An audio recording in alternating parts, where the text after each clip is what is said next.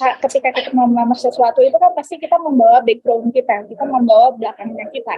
Nah, ketika backgroundnya kita itu udah kita tata belum sehari-harinya seperti itu. Jadi kalau mau buang self branding itu jangan ketika wawancara, justru dari hari-hari sebelumnya. Jadi ketika kita sudah sampai di depan itu udah yang paling maksimalnya kita. Jadi tidak ada yang kita kayak tertekan karena aduh aku besok harus kayak gini, aku besok harus kayak gitu. Tapi kita sudah terbiasa untuk membawa diri kita. Itu mungkin yang bisa aku sampaikan. Thank you. Thank you Kak Elisa untuk jawabannya sangat biasa banget. Berarti kalau bisa aku simpulin, ini tergantung dengan posisi yang kita lamar ya Kak. Tadi udah beda-beda. Jadi beda posisi, beda juga cara branding kita tunjukkan di depan HR. Oke, Iya, baik. Mungkin boleh kita langsung next ya Kak ke pertanyaan berikutnya. Ini ada yang raise-hand dari Kak Jordan. Mungkin dari Kak Jordan bisa langsung sampaikan pertanyaannya Kak. Silakan. Yang pertama Kak, kalau kita punya pengalaman entah magang, ya pokoknya magang organisasi, terus kita lamar di perusahaan, saat kita lulus kita lamar di perusahaan tapi nggak sesuai sama perusahaannya, tetap dimasukin ke CV nggak Kak? Terus yang kedua, apa ya?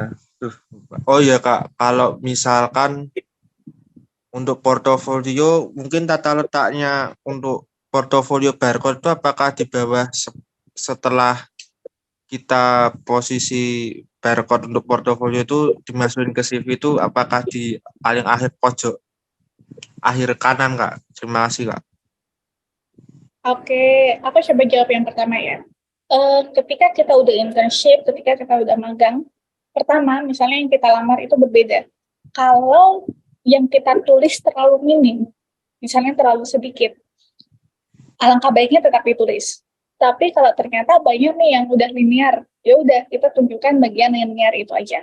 Itu menunjukkan betapa seberapa konsistennya kita mengerjakan itu gitu. Tapi kalau misalnya memang pengalaman kita itu terlalu sedikit untuk dimasukkan ke CV, ya mau nggak mau kita harus taruh pengalaman kita tulis. Nanti kan biasanya divalidasi itu melalui interview kalau misalnya kita dipanggil. Nanti kamu jelaskan aja kenapa ini ada pengalaman yang berbeda, apa yang sedang kamu pelajari di sana, kemudian dan kamu yakin, kamu sangkutkan dengan apa yang kamu lamar saat ini. Itu kan ketika bekerja itu bisa jadi hard skill-nya berbeda. Tapi kan sebenarnya nilai-nilai yang kita bawa sama nih. Tetap aja kita ketika sebeda-bedanya tetap kita butuh yang namanya kemampuan kerjasama. Kita tetap butuh yang namanya time management. Kita tetap butuh yang namanya komunikasi. Nah, nilai-nilai itulah yang kamu tonjolkan walaupun pengalamannya berbeda, tidak linear gitu. Itu yang pertama. Jadi menurut aku kalau memang terlalu sedikit yang bisa dimasukkan, masukkan saja walaupun berbeda. Tapi kalau sudah banyak nih pengalaman kamu yang linear, udah masukkan yang linear, yang itu kita kesampingkan dulu. Itu. Kemudian yang kedua, yang terkait dengan barcode tadi ya, portfolio.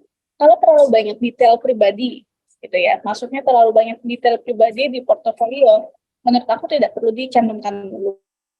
Tapi kalau misalnya itu masih bersifat umum, gitu, itu boleh gitu. Karena sekarang itu kan eranya sangat digital ya.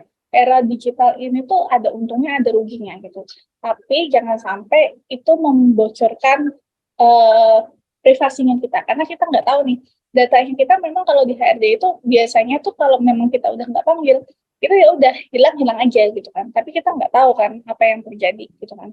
Kalau biasanya kita masuk udah tracing aja, ini udah kita buang, biasanya kita musnahkan kalau untuk lamaran-lamaran yang masih pakai paper atau yang misalnya melalui email kita langsung hapus gitu. Tapi kita nggak tahu maksudnya itu apakah semua HRD seperti itu gitu. Jadi kalau aku prefer lebih sering itu di apa ya namanya, ketika ditanyakan baru aku kasih gitu. Tapi beda kalau kamu adalah seorang desain grafis, itu mau nggak mau harus ada dan tetap kamu apa ya tampilkan aja gitu. Karena yang namanya desain grafis itu kan yang dijual adalah desainmu gitu. Tetap ditampilkan di pojok nggak apa-apa. Itu sebenarnya lebih fleksibel sih kalau aku nggak terlalu bilang ada patokannya harus di mana. Kalau kita ngelihatnya enak ya udah enak gitu. Thank you. Oke, terima kasih Kak Elisa. Dari Kak Jordan, apakah sudah puas dengan jawabannya? Mungkin satu lagi pertanyaan, mungkin interview Kak. Ini mungkin bukan mungkin sih, mengenai resign Kak. Kalau misalnya resignnya karena lingkungan toksik gitu Kak, sebenarnya kita nggak salah, tapi kita kena imbasnya apa Kak? Mungkin kata-kata yang harus jawab Pak. Kan biasanya kalau sesuai template kan karena ingin mendapatkan lingkungan yang suportif Kak, tapi itu juga kan nggak bisa kan. Biasanya HRD juga menggali tuh Kak. Kalau terlalu detail apakah juga bukannya menjebak kita juga Kak? Nah, makanya tadi aku sempat bilang bahwa kita tidak boleh menjelek-jelekkan. Kita tidak boleh menjelek-jelekkan. Walaupun itu kita memang merasa itu toksik. Bilang aja, memang secara kita langsung tuduhnya itu jangan nuduh orang lain. Gitu. Ketika dalam situasi seperti itu, memang saya sendiri yang tidak terlalu cocok, gitu kan. Saya tidak terlalu cocok dengan lingkungan yang seperti itu. Mungkin budaya yang terjadi di sana seperti itu yang sudah lahir. Dan ketika saya masuk itu mungkin tidak terlalu cocok di bagian sana gitu. Bilang aja, maksudnya jangan pernah menyalahkan, apalagi nyalahin perusahaannya, atasannya, orang-orangnya gitu kan. Karena dari situ kita itu biasanya langsung menarik kesimpulan ketika kita mendengar itu sedang menjelek-jelekan. Itu kita menarik kesimpulan. Besok-besok jangan-jangan di perusahaan ini akan terjadi lagi seperti itu gitu. Biasanya penilaiannya seperti itu karena kita melihat dari perilaku yang berulang gitu. Ketika hal itu dilakukan, jangan-jangan ketika masuk di sini nanti suatu saat ketika nggak cocok kan belum masuk nih. Ternyata kita juga toksik, kita juga dianggap toksik gitu. Jadi lebih ke diri sendiri aja sih gitu. Thank you Kak Elisa untuk jawabannya. Dari Kak Jordan, apakah sudah bisa Baik Kak, dijawab? terima kasih Kak. Oke, terima kasih Kak Jordan udah mengajukan pertanyaan.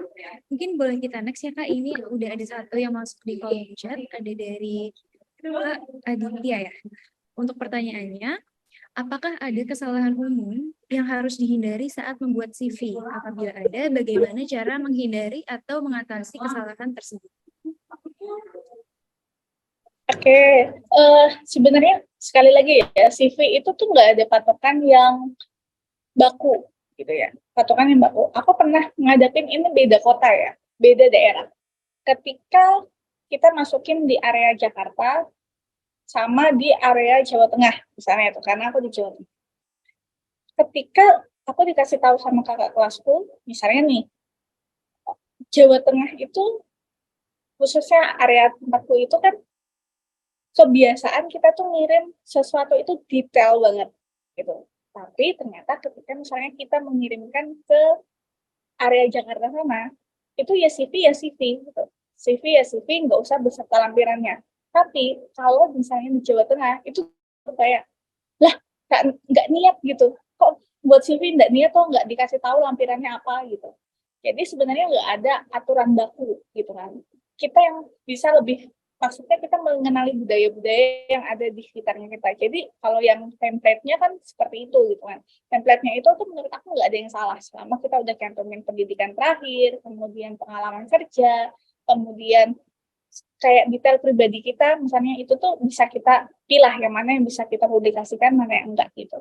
Makanya kalau teman-teman lihat tadi aku bilang, ketika aku buat CV itu ada progres, ada detail-detail pribadi yang dulu aku masukkan, kemudian semakin kesini nggak aku masukkan. Kenapa? Karena aku merasa, oh ini ternyata tidak perlu, gitu. Karena bisa jadi nanti disalahgunakan. Makanya kalau sebelumnya aku menuliskan tempat tanggal lahir, gitu. Kalau yang ketika aku baru lulus, aku menuliskan tempat tanggal lahir. Kalau CV terakhir tuh, aku tidak menyebutkan tempat tanggal lahir. Aku menyebutkan usia, supaya dia tahu nih, oh yang melamar ini usia berapa, gitu. Jadi kayak gitu sih. Jadi lebih banyak ini sih. Jadi lebih banyak improve aja gitu kan. Kita tuh akan tahu gimana ritmenya kita yang pas, yang sesuai. Ketika kita terus upgrade, kita terus kita terus update CV-nya kita, dan kita sering-sering aja cari info sesuai sama daerahnya kita, gitu. Itu sih dari aku. Thank you. Thank you so much Kak Elisa untuk jawabannya. Berarti memang sebenarnya tidak ada ya Kak patokan CV yang salah yang seperti apa, yang benar yang seperti apa, itu nggak ada ya. Nggak ada. Jadi emang ya kita harus kayak riset sendiri ya untuk company yang kita apply itu di daerah mana.